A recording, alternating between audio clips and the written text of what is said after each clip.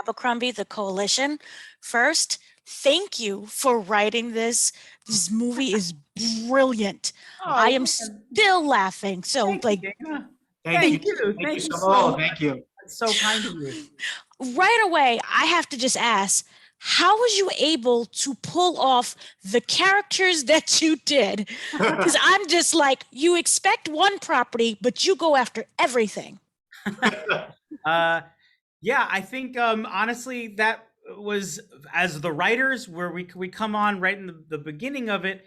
It was super easy for us to just go clickety clack on a keyboard and say whatever we wanted. Imagine everything in the world could be in here. The really complicated part was once there was actually like production on the line and people were really spending money, that we had to get, obviously everyone in this team are like producers at Mandeville, Akiva Schaffer, the director, the Disney lawyers. They all had to work their ass off to get every single one of those things in here. Every single thing you see is its own individual negotiation, because there's no one Wow. person or place you can go to ask for permission.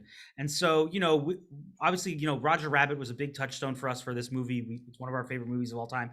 And that movie was something where, when you saw, Mickey Mouse and Bugs Bunny in the same place together as a Disney and Warner property, it was mind blowing. It's like, how can they even be in the same space?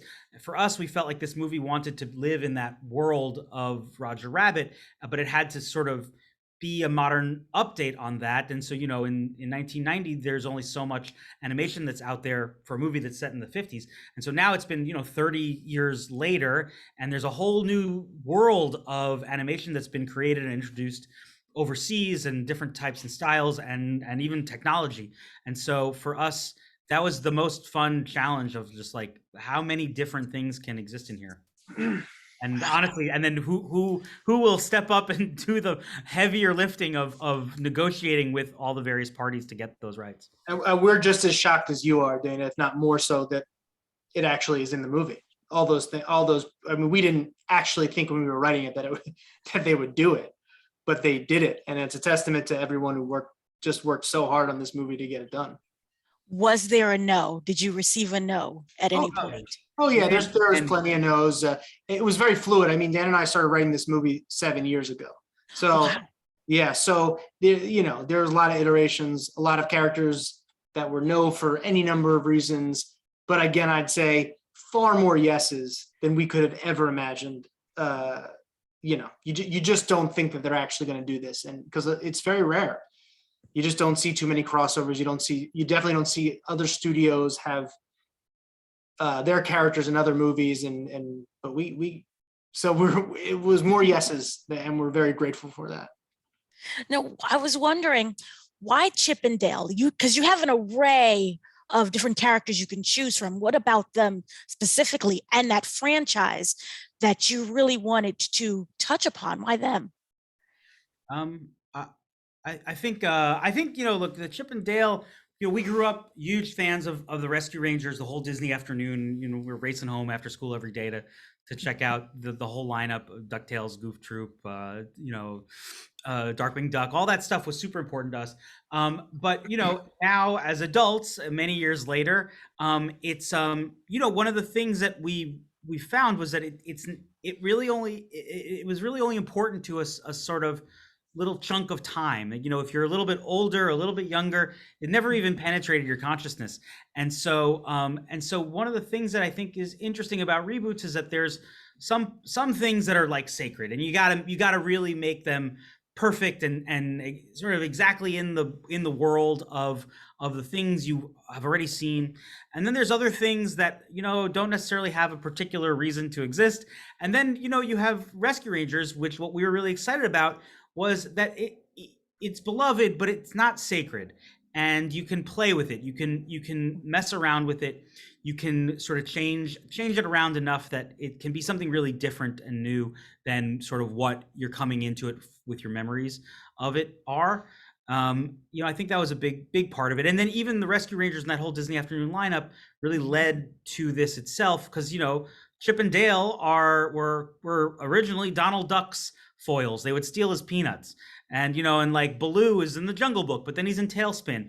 And the thing that becomes clear in all of those is that, well, they're just kind of the actors performing in separate shows.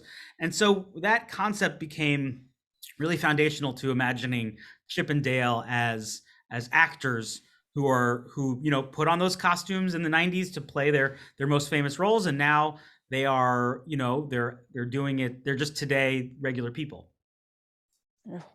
And what was really interesting was the different animation styles, that it kind of is a journey that goes through it. And we see like the surgery that I believe Chip has. Was that originally kind of the goal that you wanted to touch upon, or was that something that was later worked into the script? It was. Dale gets the what we call the CGI surgery. Yes, and Dale. Yeah, that's okay. That was a pretty early idea. It's twofold. One is that we wanted to take what we loved about Roger Rabbit and then continue that kind of storytelling and that homage to animation. And it's been 30 years since Roger Rabbit came out, so we had to cover a large swath of more animation styles that have come out. And that's something that Roger Rabbit started in a beautiful way. And then in a world where we're treating cartoons as real people, we felt like in reboots, you always end up, rebooting the look of these characters, and they become different than their original look. And for no really good reason. We felt like we had a really good reason. If we're looking at them as actors or former actors, equating CGI surgery with plastic surgery as a way to stay young and stay relevant, it felt like a very natural, nice fit for us. And it was a very early idea to have Chip remain in his 2D animation and Dale be 3D. And to us, it was very like, as soon as you see those images, it hopefully tells you that you're in for a different kind of ride, and more of a celebration of different animation styles throughout the years, and a meta take on why characters look the way they do. Right. Was there a particular character or moment where you was like, I don't believe this happened, we got it in? Yeah, I mean, it's in the trailer, but I gotta tell you, MC Scat Cat and Paul Abdul being in there, it brings me no endless amount of joy. It's crazy. I love that video so much growing up, and the fact that we got both of them makes me very, very happy. Wonderful. And how about for you, Doug? Honestly, it's gonna sound maybe lame, but I can't believe the whole movie exists, because from the first concept of we have Chip and Dale and they don't look alike, I didn't think they were going to make this movie. So like just the cornerstone of it, the fact that went through and that's on the posters, I just can't believe it. So there's, the movie itself is a lot of pinch me moments for me of just like, I can't believe this is happening.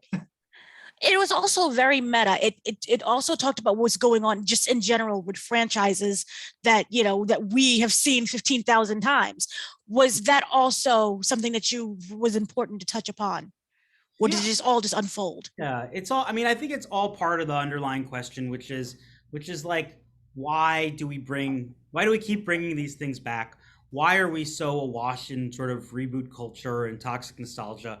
What is it about those things that we're so desperate to keep bringing back? And hopefully, definitely commenting on the fact that we probably don't need half of those things to exist, but at the same time, finding a place that there is love behind some of those things too, and that we want to feel that it is fun to get to be awash in your memories sometimes, and the past is not all for garbage. You don't always need to move straight into the future. You can actually relish the relationships and memories that you have in the past, and so hopefully that tension is underlying the whole movie of what's too much and what's the right amount. Wonderful. Thank you so much for speaking with me. I want sequels. I want a TV show. I loved it. Thank you, Dana. Thank you so much. We would love to keep doing it. Thank you.